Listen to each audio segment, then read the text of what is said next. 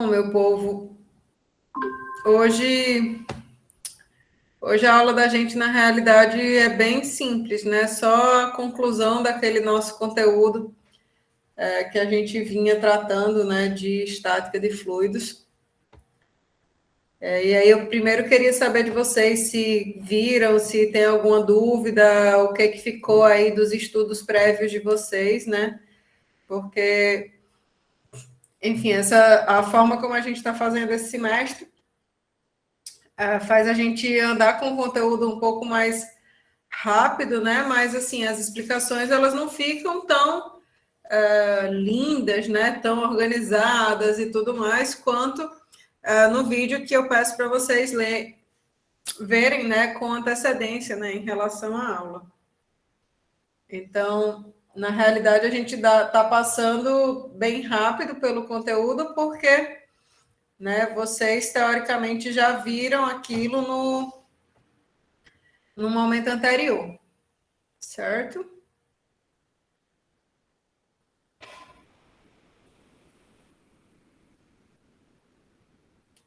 Bom, então, a aula de hoje fala dessa parte, a finalização, né, da parte de superfícies curvas, forças hidrostáticas, né, atuando sobre superfícies curvas. Quando a gente começou a trabalhar com forças hidrostáticas, né, que atuam sobre superfícies submersas, a gente falou em descrever módulo, direção e linha de atuação dessa força resultante, né? Para superfícies planas, que foi o que nós fizemos na aula passada, e hoje a gente trata dessas superfícies curvas, né? E também do caso do empuxo, certo?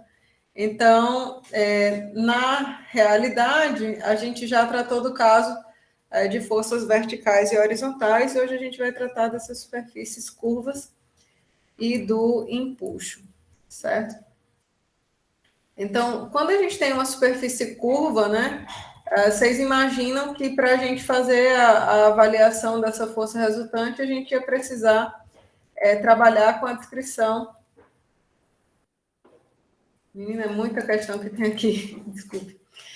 Então, quando a gente fala de superfícies curvas, né, se a gente fosse calcular essa força referente à massa de líquido atuando sobre ela, provavelmente a gente ia ter que trabalhar com a integração desse PDA em toda essa superfície curva, né?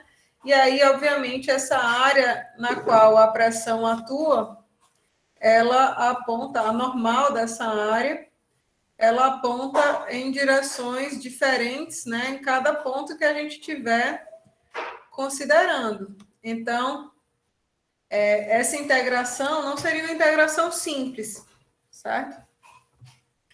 Então, para contornar isso, ao invés de a gente trabalhar com essa integração complexa aí, tendo que decompor essa força em forças atuantes na direção X, Y e J, e aí descrever, né, todos os DAs para realizar a integração desse produto que aponta na direção X, Y ou Z, né? E aí poder calcular essa força. Para evitar esse processo, a gente, para evitar esse cálculo matemático complexo, né? Então a gente se usa de um fenômeno físico, né? De uma lei física para ajudar a gente a contornar. Então, a gente sabe que a terceira lei de Newton vai dizer para a gente que para toda ação a gente tem uma reação, né? Então, toda a força que esse bloco de líquido exerce sobre uma superfície curva, né? A superfície curva responde com uma força de igual módulo, né? Mas direção oposta. Então, fazendo isso, né? A gente consegue simplificar esse nosso problema. Então, como a lei de Newton nos garante, né, essa igualdade entre essas forças, a gente pode decompor a força resultante, né, essa força resultante que a superfície exerce sobre o bloco, em uma componente na vertical e uma componente na horizontal, né? E aí essas componentes vertical e horizontal, elas vão se relacionar com o que a gente chama das projeções dessa superfície curva, né? Então eu posso pegar toda essa superfície curva aqui, e fazer uma projeção dela aqui nesse eixo horizontal, para obter essa linha cheia aqui azul. E também posso pegar essa superfície curva e fazer uma projeção dela aqui nesse eixo vertical, certo? Quando a gente faz isso, a gente delimita, né, essa região de trabalho, né? A gente encerra uma massa de fluido dentro dessa região de trabalho, e isso permite a gente relacionar a componente horizontal dessa força resultante FR, ó, com esse Fx, que é resultado, né, dessa distribuição aqui de pressão na parede imaginária, né, rebatida. A mesma coisa acontece para a componente vertical, FV. Eu posso dizer que esse componente vertical vai se relacionar aqui, ó, com essa força que atua na parede horizontal, né, imaginária, tá? E aí, em determinados momentos, ó, o peso desse bloco pode estar contribuindo, né, pode estar sendo importante para a formação dessa força resultante, como é o caso aqui desse diagrama, e podem existir situações, ó, em que o peso, na verdade, não contribui, né, se somando a essa força resultante. Então, a gente subtrai aqui a componente W, ok? Então, fazendo isso, a gente é possível a gente calcular essa força resultante, né, para uma superfície submersa curva, né, com uma geometria qualquer, que a gente não precisa saber qual que é essa geometria. Basta a gente saber que a gente pode rebater essa geometria num plano vertical e num plano horizontal. E esses dois componentes a gente já sabe fazer, já sabe calcular, né, das aulas anteriores. Então, por exemplo, nessa questão aqui, a gente tem uma comporta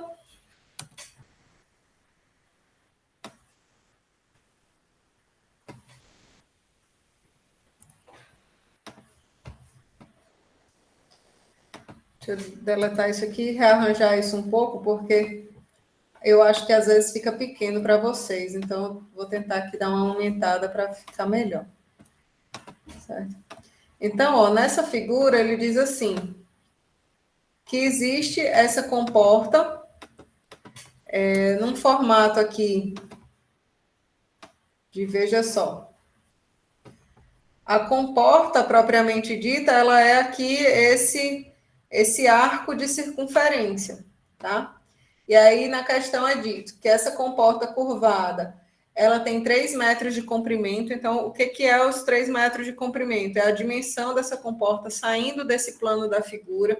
Sempre se lembrem dessa dimensão fora do que está no plano da figura, tá? E aí ele fala que essa comporta ela está localizada na parte lateral de um tanque, né? E aí ele pede, determine os módulos das componentes horizontal e vertical da força com que essa água atua sobre a comporta. Então, veja só. Na situação descrita, a gente tem 6... vamos considerar que isso aqui esteja tudo reto, tá, meu povo? Porque não consegui deixar. A gente tem, ó, aqui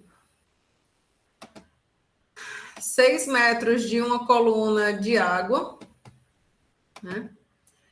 Esses 6 metros de coluna de água, eles são relativos aqui, ó, à altura total desse trecho, né? A gente também consegue ver que existe essa parcela aqui, né? Que corresponde à altura até eu chegar no início da comporta. E também a gente tem a contribuição do raio aqui dessa comporta. Então, aqui a gente tem essa comporta com um raio de 2 metros, então 2 metros aqui na horizontal, 2 metros também aqui para a direção vertical, certo? Então, a gente pode chamar, por exemplo, de L essa altura aqui.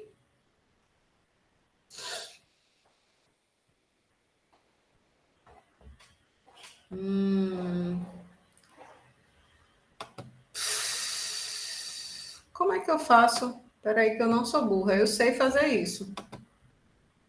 Eu quero deixar, pronto. Ah, tá. Então, L seria a altura aqui, essa coluna de fluido até chegar o início da comporta, né? E em seguida a gente tem o trecho do próprio raio dessa comporta, certo? Equivalente ao próprio raio aqui dessa comporta. Bom, por que isso é importante para a gente? Por que a gente vai precisar dessas informações? Porque essa comporta, né, ela vai delimitar para a gente aquele elemento lá que a gente tinha interesse em isolar, né? A gente vai fazer a delimitação daquela nossa superfície curva. Então, aqui em vermelho, ó, eu estou delimitando a superfície curva, certo? No caso aqui, a gente sabe que é um quarto de circunferência, né? Mas a gente pode estar trabalhando numa situação que não necessariamente a gente saiba qual que é essa geometria exatamente, né? E aí a gente sabe também que o fluido vai exercer uma força aqui sobre essa comporta. Essa força, ela vai estar formando aí um ângulo de 90 graus com a superfície da comporta. Por quê? Para garantir, ó, que a gente esteja, no caso, estático, né? A gente disse lá no começo do semestre, né? Dessa parte de estática, que o fluido e a fronteira, né? Eles devem formar uma relação aí de forças que atuam de maneira perpendicular, uma força que atua normalmente a essa fronteira, porque se houvesse componente dessas forças em qualquer outra direção, que não a normal, a gente teria tensões cisalhantes surgindo, né? E então escoamento de fluido.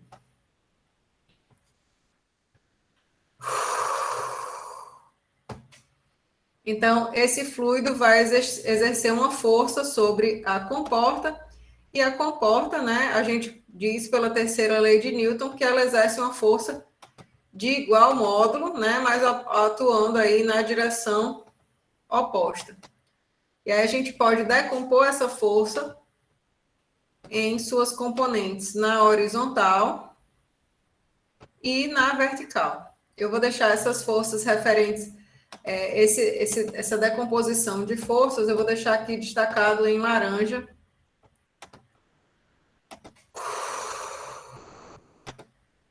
Para visualização, tá? Então, o que acontece, né? Essa força FH aqui, a força horizontal, ó, perceba que ela vai ter que ser igual à componente que a gente vai chamar aqui de Fx, que atua aqui nessa parede verde destacada, certo?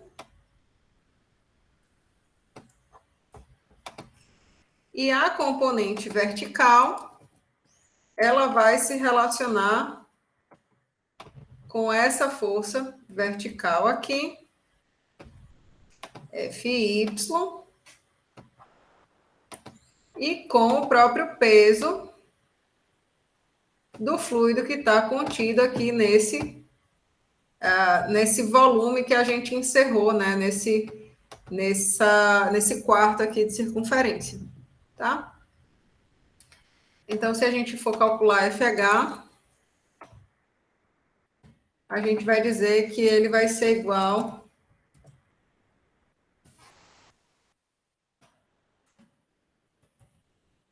a esse componente aí, Fx, onde Fx corresponde, né, à força desenvolvida pela distribuição de pressão na parede vertical. Ah, isso é uma parede vertical real? Não, é uma parede vertical imaginária, tá?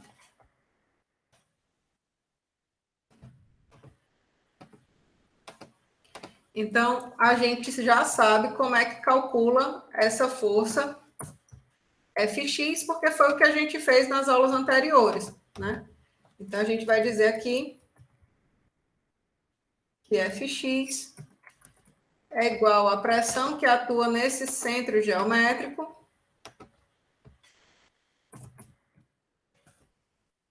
vezes a área. Por que que a gente está fazendo isso? Porque a gente sabe que nessa direção vertical a gente tem aquele prisma, ó, essa distribuição aqui de pressão, e aí a gente tem valores de pressão maior no fundo do que no topo. Então, por isso que a gente usa as coordenadas aqui do centro geométrico. Então, pressão que atua no centro geométrico, a gente vai calcular como sendo massa específica vezes a aceleração da gravidade vezes as coordenadas do centro geométrico, vezes a área. Que área vai ser essa que a gente vai trabalhar, né? Essa área vai ser a área da parede vertical imaginária, né? Então, essa área daqui é a área da parede vertical, certo? Tranquilos?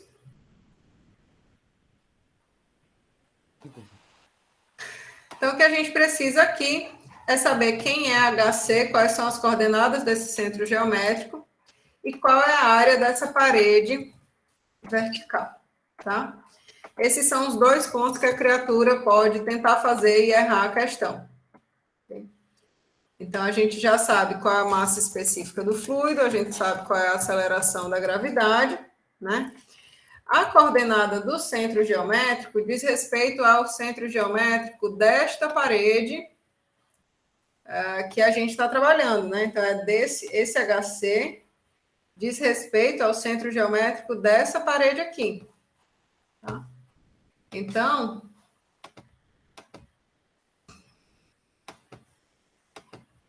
esse HC dessa parede vertical, a gente pode dizer que esse valor vale L mais o raio sobre 2, né? Por que o raio sobre 2? Porque a gente está trabalhando justamente na metade dessa parede que eu destaquei, né? Dessa parede verde vertical aí. Então, aqui a gente teria 4 mais 2 sobre 2. A coordenada do centro geométrico, HC, seria 5. Por que 4, professora? Né? Porque, veja só, esse valor aqui de L, ele corresponde a esse valor total aqui dessa cota vertical, né? Menos o raio. Então, 6 menos o raio, 6 menos 2, 4 metros. Certo?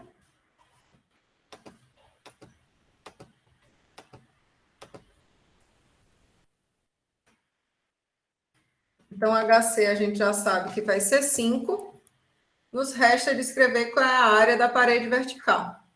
Essa área dessa parede vertical, pessoal, perceba, a gente sabe que a gente tem aí uma dimensão dessa parede valendo o raio, né? E a outra dimensão dessa parede sai do plano da página, né? Que é o comprimento que foi dado lá no enunciado. Então, essa área da parede vai corresponder a 2 vezes 3. Certo? Então, aí a gente fica com 6 vezes 5, 30 vezes 9,8.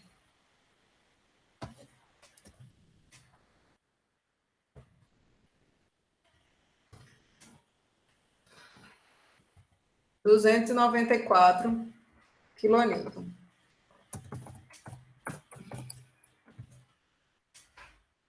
Essa seria a componente horizontal aqui de FR.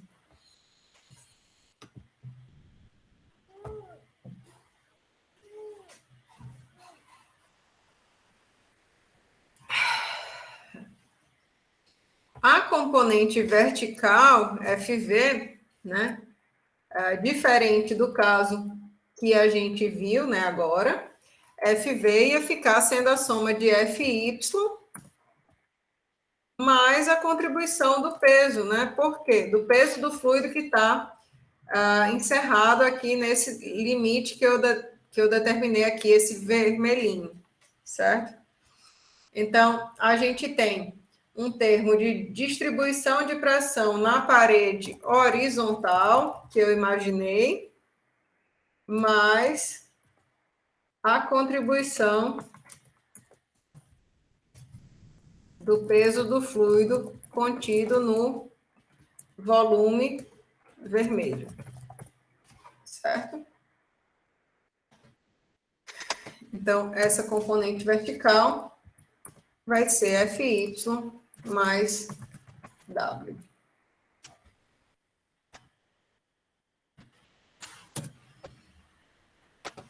Onde FY, pessoal, veja só, FY corresponde a essa distribuição de pressão na parede horizontal.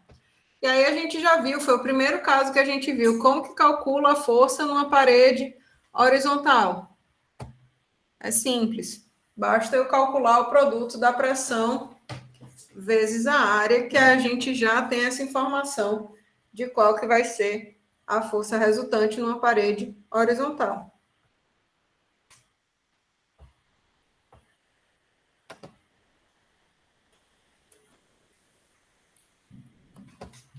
Então, em vez de eu trabalhar com a pressão que age no centroide, né? Aqui basta eu trabalhar com o valor da pressão que atua nessa profundidade que a gente tem interesse. Certo? Então, para calcular essa força FV, a gente vai somar essa contribuição aqui com o peso do fluido que está contido nesse volume aqui. Então, qual é o peso do fluido? É a sua massa vezes a aceleração. Massa específica, aceleração da gravidade, vezes o volume do fluido que está contido aí. Esse volume desse fluido, né, corresponde ao volume do fluido em 1/4 de cilindro. Professora, como assim 1/4 de cilindro? Não consegui enxergar isso. Perceba, ó, que aqui é uma comporta, né? Então, eu posso imaginar que existe uma circunferência, né, qualquer, de raio igual ao dela. Aqui, o raio, né? E é fornecido para a gente a informação de que essa comporta tem 3 metros de comprimento. Então, saindo do plano da página, a gente tem 3 metros de comprimento desse tubo teórico, né? Só que, de fato, o nosso uso desse tubo teórico se restringe a esse quarto aqui que está sendo delimitado pelas linhas vermelhas, certo?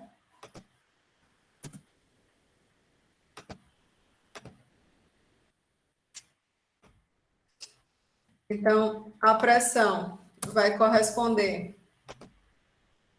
à coluna hidrostática ρGH, que atua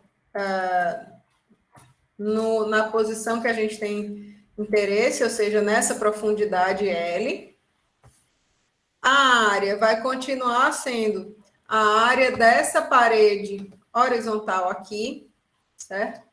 Então, qual é essa área? É, novamente, o raio vezes o comprimento. E aí a gente pode aqui descrever esse volume desse 1/4 de cilindro como sendo 1/4 de π vezes o raio ao quadrado, que é a área da circunferência, vezes o comprimento. Certo?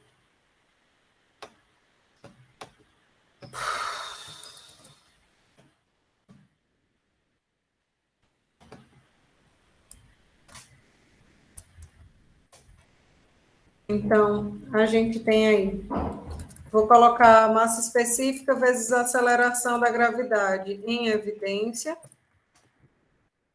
E aí isso vai multiplicar o comprimento ali, L, vezes o raio 2, vezes o comprimento desse tubo, 3, né? Mais 1/4 de π vezes o raio ao quadrado, vezes o comprimento.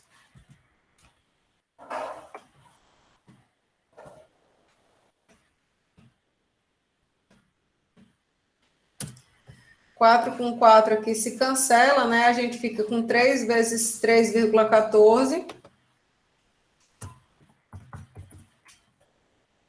E se soma com 24, né? Opa, cliquei aqui.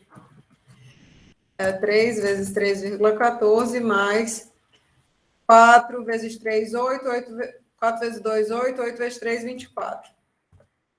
Então, 33,42 vezes 9,8, 327 vezes 10, a terceira, Newton, né? 327 quilonewton. Então, se a gente quisesse calcular, ó, o que ele pediu foi os módulos dos componentes horizontal e vertical, né? Então, a gente já calculou esses dois módulos aí. Ele pergunta se a linha de força passa através do ponto A, né, para essa comporta. E aí a gente justifica que sim, que vai passar pelo ponto A, porque isso aqui se trata de um semicírculo, um arco circular, né?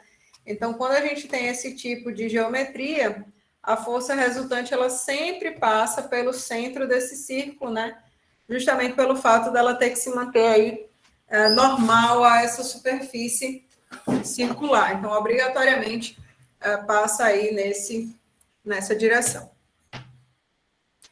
Tranquilos aí, pessoal, com essa questão, como foi feita, dúvidas, como que foi?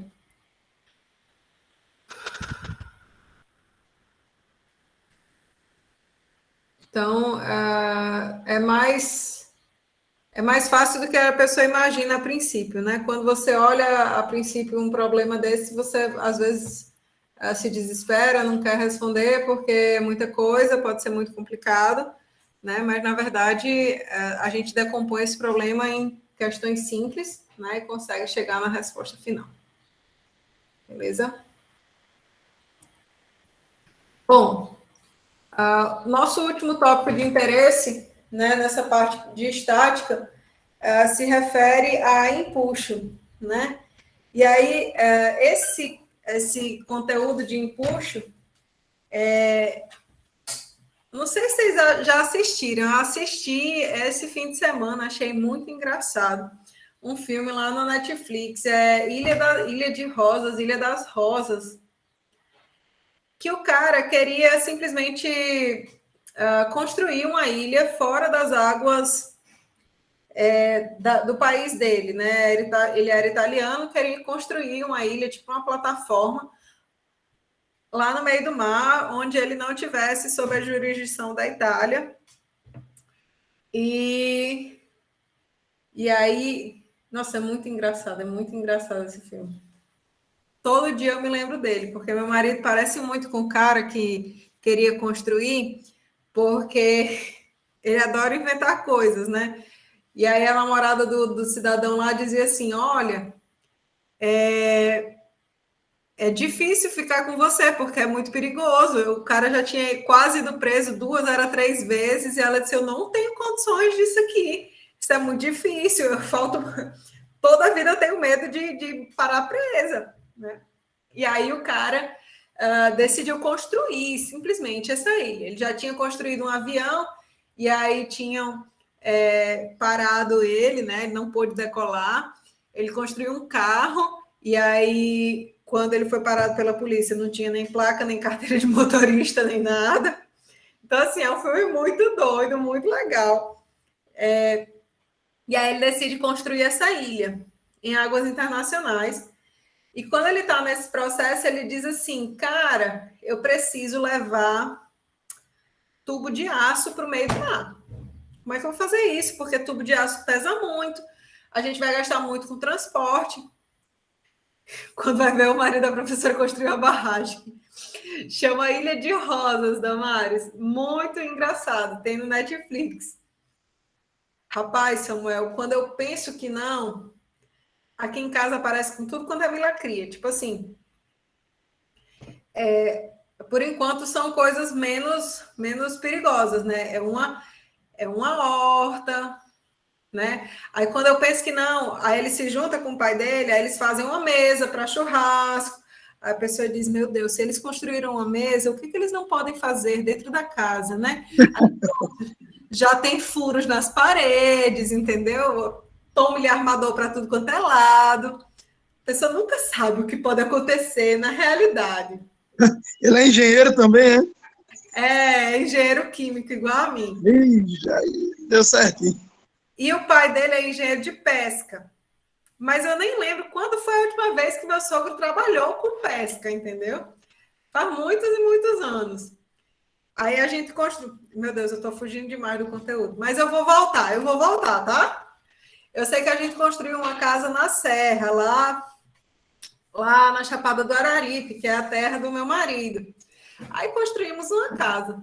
Menino, o que eles fazem de construção de galinheiro? O galinheiro, todo mundo que chega lá diz assim, isso aqui é um hotel para galinha ou é um galinheiro? Aí, meu sogro fez balanço, sabe com o quê? Com antena parabólica, gato. É assim, com antena parabólica, velho. Tem comedouro de passarinho, suspenso no ar, meu filho. Tem triplex para passarinho comer e dormir. Vocês estão por fora.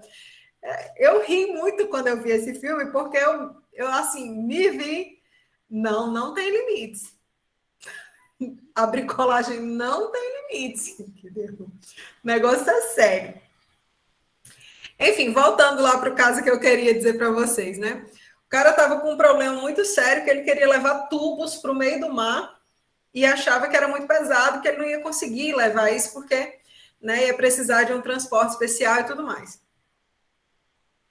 E aí ele viu um cruzeiro desses aí, gigante, passando e flutuando, com muita gente dentro, e ele disse, como é que pode? Né? Não tem cabimento.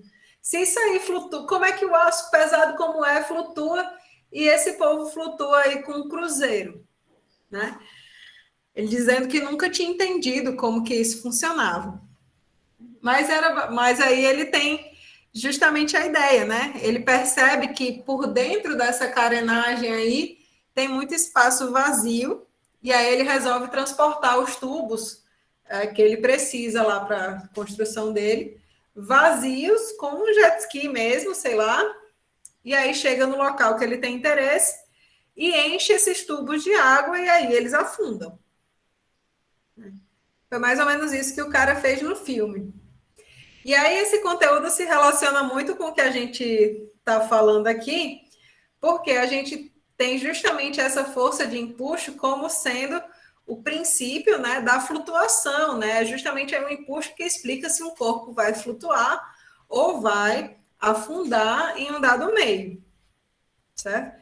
Isso aqui é justamente uma descrição aí uma aplicação direta, na verdade, da estática de fluidos. Porque a gente sabe, ó, que qualquer superfície, qualquer objeto que ele esteja submerso aqui num fluido, né, ele vai estar sujeito à ação de uma força, uma porção superior dele, né?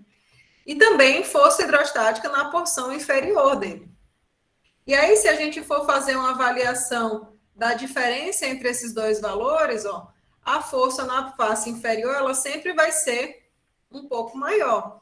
Então, vai surgir aqui, desse desbalanceamento de forças, uma resultante para cima, né?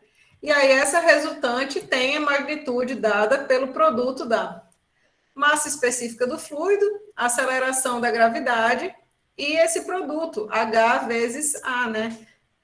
Espessura vezes área. Espessura vezes área, volume. Então, a força de empuxo, ela é dada pelo produto da massa específica vezes a aceleração da gravidade vezes o volume. Então, quando a gente olha para essa fórmula, né, a gente vê, ó, que massa específica do fluido vezes o volume do fluido corresponde a uma massa de fluido, né?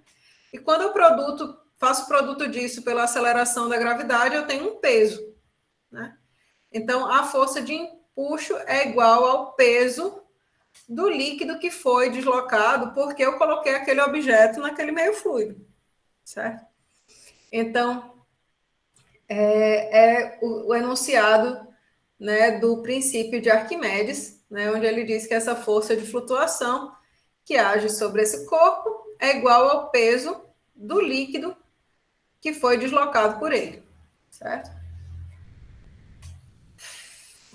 Então, esse princípio aqui de Arquimedes, como vocês podem ver, não depende da distância entre o corpo e a superfície livre, não depende da massa específica do corpo, propriamente dito, né? E é válido para qualquer corpo, independente da sua forma. E aí, isso é importante, esse princípio, né? O empuxo, ele vai ser importante, porque ele vai sempre estar presente quando a gente tiver um corpo submerso no meio fluido, tá?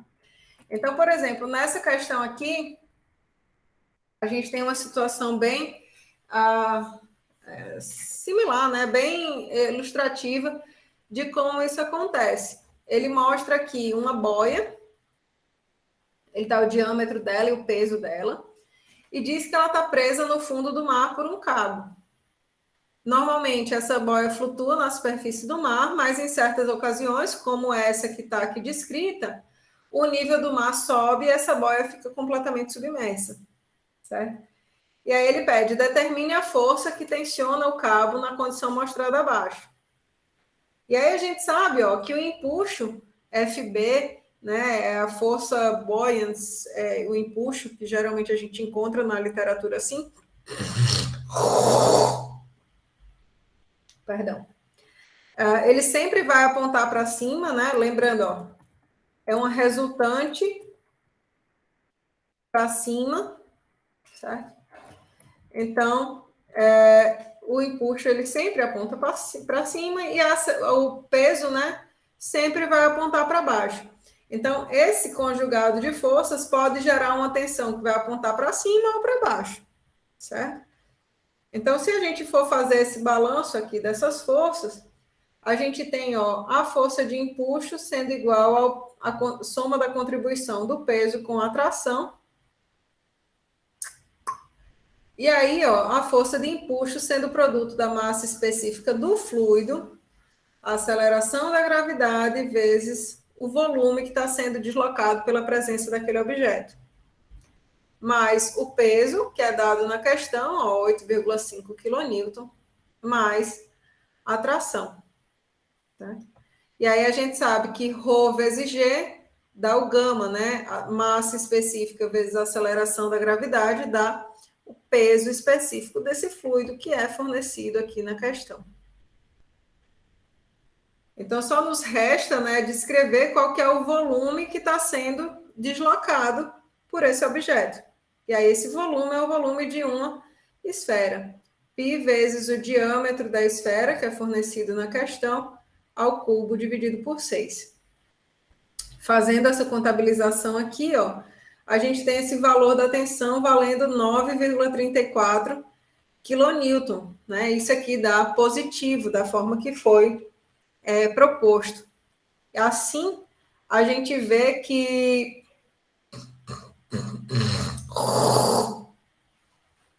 a direção que foi proposta é a direção correta, né? Se o valor tivesse dado negativo, então a gente sabia que a tensão ela apontava na direção oposta, certo?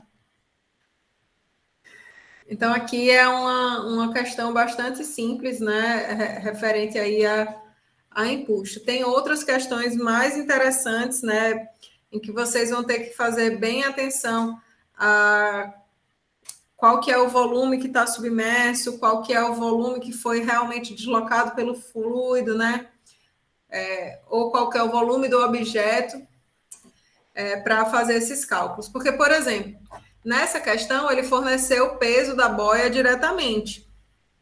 Mas ao invés do peso da boia, ele poderia ter dito assim: essa boia ela é feita de um material cuja massa específica é tanto. Então a gente teria que calcular, usar aqui a massa específica da boia, a aceleração da gravidade vezes o volume da boia, para poder saber qual que era o peso, certo? Para substituir aqui nessa mesma questão. Ficou claro aí o que eu estou querendo dizer? Vão ter questões em que a gente vai ter informações mais diretas e outras que a gente vai ter que fazer essas estimativas de uma maneira mais complexa. Né? Tem questão lá na lista de vocês, se eu não me engano, que você tem um material que ele tem uma composição de materiais. Então, vamos dizer, um cubo mais uma parte desse cubo, ou seja, sei lá, eu vou desenhar aqui só para ilustrar para vocês o que pode acontecer, tá? Professora, no caso, se a boia tivesse parcialmente submersa, eu teria que usar a massa específica da boia, né? Isso, vou chegar nessa parte aí, Samuel, dos objetos parcialmente submersos, só um minutinho, tá? Tá bom. Como eu ia complementar aí para vocês, né? Pode ser que vocês tenham objetos de geometrias complexas, né? Por exemplo, vocês terem. Ai, meu Deus, tomara que eu consiga fazer esse desenho como eu quero, não sei se eu vou conseguir. Pode ser que vocês tenham. Ótimo, agora deu. Pode ser que vocês tenham um caso de ter um cubo em que uma parcela dele é feita de um material e outra parte é feita de outro, por exemplo, né? Então, a gente sabe que numa configuração normal, o material mais denso, né, ele sempre vai ficar para baixo, né? É o normal, é o que a física nos conforma como estabilidade. Então, num material desse composto, né, com vários componentes, se você quiser saber o peso total dele, você pega a parcela desse inferior, né, com as dimensões dele, mais a parcela do peso do superior, certo? Então, vão haver questões lá para vocês que esse cálculo do peso do objeto ele pode se tornar mais complexo, certo? Voltando para a questão que o Samuel colocou sobre a porção que está submersa, sim, poderia ser que esse nível da água não tivesse mais onde está aí descrito na figura, né? Podia ser que a gente tivesse algo como isso, o nível da água aqui nessa metade dessa boia, por exemplo. Então, numa condição como essa, o volume aqui do fluido, o volume que foi deslocado do fluido, já não seria o volume da esfera todo, né? Poderia ser um quarto, uma metade, né? Dessa esfera. Por quê? Porque aqui é sempre o volume que foi deslocado, né? Pela presença daquele objeto. Volume de fluido que foi deslocado. Certo? Então, excelente pergunta aí, Samuel, é isso mesmo. Professora, você tinha falado tipo da massa específica, porque aí usou a massa específica da água, né, do mar? Isso, porque quando a gente vai calcular o empuxo, a gente sempre usa a massa específica do fluido que foi deslocado, né? Ah, Porém, o peso de um objeto, ele diz respeito à composição daquele objeto, né? Então, por exemplo, numa situação em que a gente tenha um objeto que esteja flutuando, como a gente estava discutindo, né? Que está uma parcela do corpo submerso e uma parcela do corpo fora do meio, né? Então, ó, a força de empuxo, ela vai ser calculada com o produto da massa específica do fluido, vezes a aceleração da gravidade, vezes o volume que está submerso. Por quê? Porque aqui a gente está trabalhando com qual volume, qual peso do fluido que foi deslocado pela presença do objeto, certo? tranquilo. E já o peso do próprio objeto, né, ele depende de sua composição, né, qual a massa específica desse objeto, qual a aceleração da gravidade, obviamente, né, e do volume total desse objeto. Então, se a gente quiser saber qual que é a fração desse corpo que está submersa com relação ao volume total, basta a gente analisar a razão entre as massas específicas do corpo e do objeto. Quer dizer, do corpo e do fluido, né? Quando a gente está com um corpo flutuante, então a gente faz essa igualdade do empuxo com o peso, né? Essas acelerações aqui da gravidade se cancelam, e aí a gente pode avaliar qual o percentual do corpo que está submerso, só sabendo a razão entre as massas específicas do corpo e do fluido.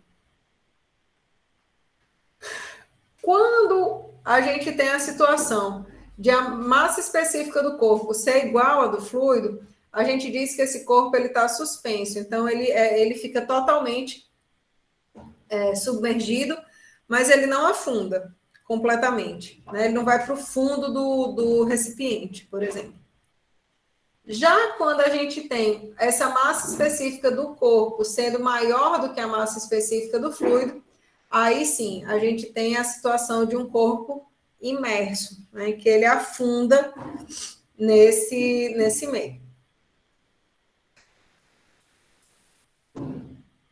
Beleza? Tranquilo. Nosso último tópico com relação a esse conteúdo é essa parte de estabilidade, né? Então, quando a gente fala em estabilidade, geralmente, eu não sei vocês, mas minha cabeça vai direto para estabilidade de carros, né? Então, quando a gente pensa, por exemplo, na estabilidade de um carro de Fórmula 1, a gente pensa que ele anda, sei lá, 200 e tantos quilômetros por hora, sei lá, nem ideia de qual a velocidade de um carro de Fórmula 1, mas eu acho que é 200 e tanto. E faz curvas, ainda assim, a alta velocidade, né? E é um veículo altamente estável. Por quê? Porque o centro de gravidade dele encontra-se muito baixo, né? Bem próximo ali ao chão. Em comparação, quando a gente tem veículos mais altos, como caminhonetes, né? Uma Hilux, alguma coisa assim, um carro grande, né? E alto, A Hilux já é danada para virar, a Hilux. Pois é, a sensação de estabilidade é menor e realmente esses carros são menos estáveis. Por quê? Porque o centro de gravidade deles, ó, é muito elevado. Então, quando você entra numa curva numa velocidade muito alta, a tendência é que ele rotacione, né? Isso, e parece que até um tempo desse não estava saindo com controle de estabilidade. Eu sei que a S10 já sai com controle de estabilidade. Eu não sei se a Hilux já está saindo. Mas já era para sair, né? Porque eu acho que uma Hilux já está custando 340 mil por aí, a top das galáxias. É um absurdo. É quase o preço que eu paguei na minha casa. E de carros muito melhores, né? Gente, é sem condições. É muito caro. É sem condições. Eu acho que tá muito, tá? E assim, para vocês verem como as coisas são, tudo é muito relativo, né? Eu fui um tempo desse lá em Carolina, em Balsas, que é no sul do Maranhão. Então, é uma região do Brasil que produz muita soja, né? E aí, não sei por que cargas d'água, a gente entrou nesse assunto de, porque carro está muito caro e não sei o quê. E na mesa tinha uma pessoa que trabalhava com soja, né? E aí ele disse, rapaz, acho que não tá caro, não. Como assim? Você tá sem noção, tá doido?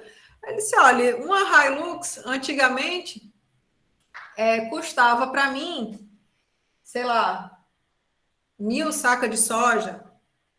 Agora tá custando 600 sacas de soja. Meu amigo, porque soja é vendida em dólar. Por favor, meu querido, faça as contas. Ele vendia a $1, que valia, sei lá, R$ 3, R$ 4, e agora está vendendo a $1 valendo, sei lá, 5 e tanto. Então, a Hilux realmente está muito mais barata para ele, porque agora vale menos sacas de soja. Puta, rapaz, é difícil conversar, mas tudo bem, vamos passar adiante. Foi um grande choque de realidade para mim essa conversa, mas eu percebi que tudo na vida é relativo. Né? Pode ser que eu esteja usando a moeda errada para fazer minha feira. Acaba muito rico, né? É de boa demais. Meu amigo, eu digo, vá fazer minha feira, meu querido, todo mês? Porque... Enfim, voltando, né, ao assunto, a estabilidade aí da Hilux foi só um gancho para a gente. Esse processo que a gente descreveu, dessa sensação de estabilidade com carros mais altos, mais baixos, né?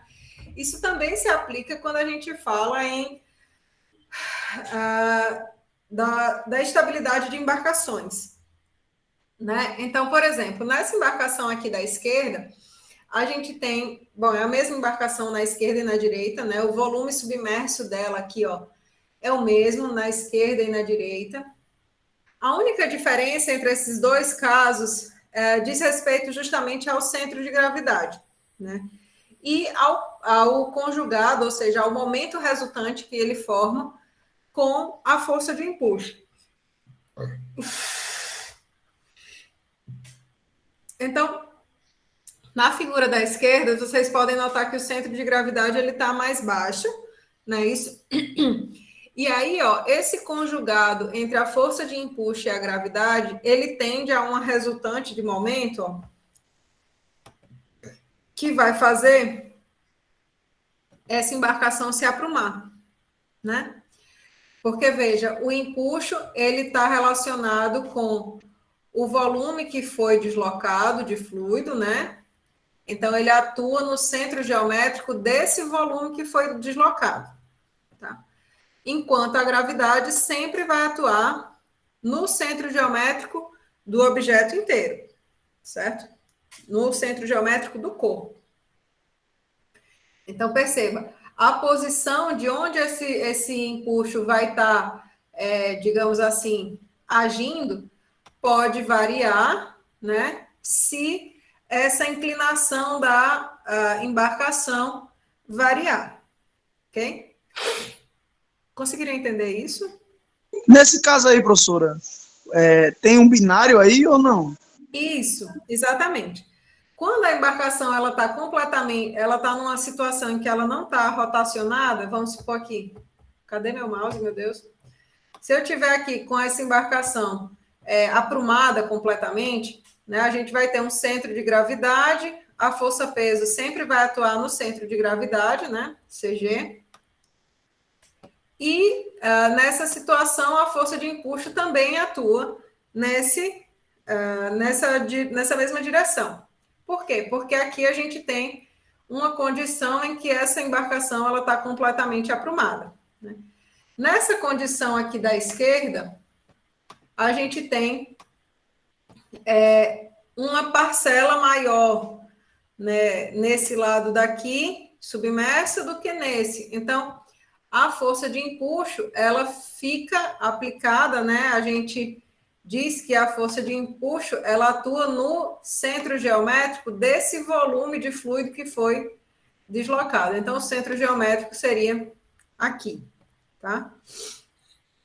Então, nessa condição da esquerda, a gente tem um momento resultante que tende para aprumar a embarcação. E na figura da direita, esse momento que surge entre a força-peso, que atua no centro geométrico sempre, e a força de empuxo, que atua aí, ó, no centro geométrico do volume que foi deslocado, né? Eles podem estar formando um conjugado aqui, ó, cuja resultante vai tender a rotacionar essa embarcação. Então, quando se vai fazer a avaliação, por exemplo, numa embarcação qualquer, num navio cargueiro, de até que altura se pode colocar, né, empilhar containers, né? Sempre se faz essa avaliação do empuxo e da gravidade, né? Fora, obviamente, as contabilizações das correntes marítimas e tudo mais, né? Se aplica aí um fator de segurança para garantir que essas embarcações elas não venham a emborcar, né? A rotacionar. Beleza?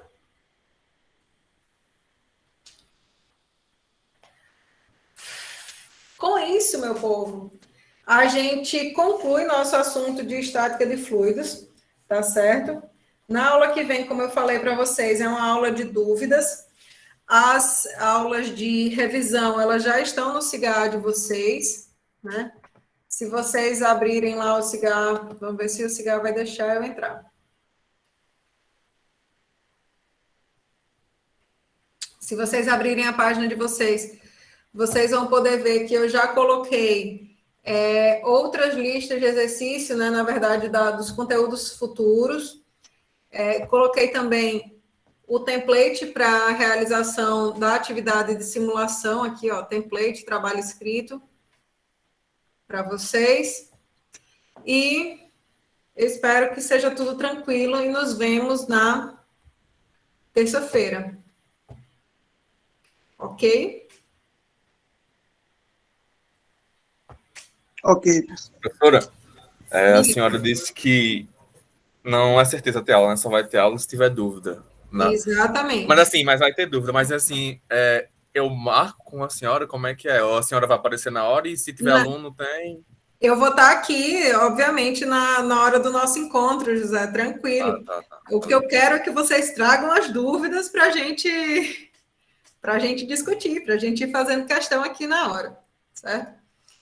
Diogo, não precisa enviar os cálculos do questionário, não. Basta você marcar lá o que você acha correto, certo? Só vai precisar enviar os cálculos na prova. Lembrando que a prova, pessoal, tem duração de 24 horas, viu? Como a gente tinha combinado.